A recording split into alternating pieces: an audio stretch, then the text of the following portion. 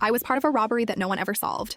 I was 20 when it happened. College kid, broke, doing stupid things with people who sounded cooler than they were. I never meant for it to become something that followed me for 10 years. We picked the place because it looked easy. Narrow little antique shop on a side street. Owner was always alone in the afternoons. I won't give details. You don't need a how-to. I'll just say we went in, took what we could carry, and left like it was nothing. What we stole wasn't cash. It was a glass case full of small things people keep when life matters to them. Watches, lockets, a carved music box. One of the lockets had a tiny old photograph inside of a little girl smiling so bright it made my chest hurt when I saw it. I pocketed that one because I didn't have the heart to sell everything. Felt like a stupid souvenir. The shop owner called the police that night. They combed through footage, asked neighbors, looked like they cared. There was a photo in the paper. Robbery unsolved, they wrote after a month. I thought I'd dodged it. I thought I'd be okay. I wasn't. Guilt works slow. It doesn't strike like lightning. It lives in the quiet. I couldn't sleep. I found myself stopping when I walked past that street. I hated what we'd done and didn't know how to fix it. The guys I did it with laughed about the score and moved on. I started to move away from them. I started to move away from myself. Years later, after a job I loved and a relationship that lasted and then didn't, I had a kid. One evening I was cleaning out a box in the attic, and there it was. The locket, the tiny photograph, still faded at the edges. I hadn't thought about it in years. My daughter took it, pressed it to her cheek like it was a secret, and wound up an old melody from a carved music box I'd kept too. A few weeks after that, I walked past the antique store again. An older man sat on the bench out front, flipping through a newspaper. I bought a coffee and left the locket on the bench, folded inside a note that said nothing about me, just that someone wanted it to be found. The man opened it. He looked up at the sky and then at me, and for a second I thought he knew. He didn't. The robbery was never solved in the eyes of the police. No arrests. No headlines after the first week. But for me, the case never closed. I carry it like a secret ledger. One small theft, 10 years of nights I couldn't sleep over it, and a tiny moment when I finally tried to do something right without telling anyone. I'll never tell the cops. I'll never tell the man. But every time my daughter whines that old melody, I hear the part of myself that remembers what I did and what I tried to quietly fix.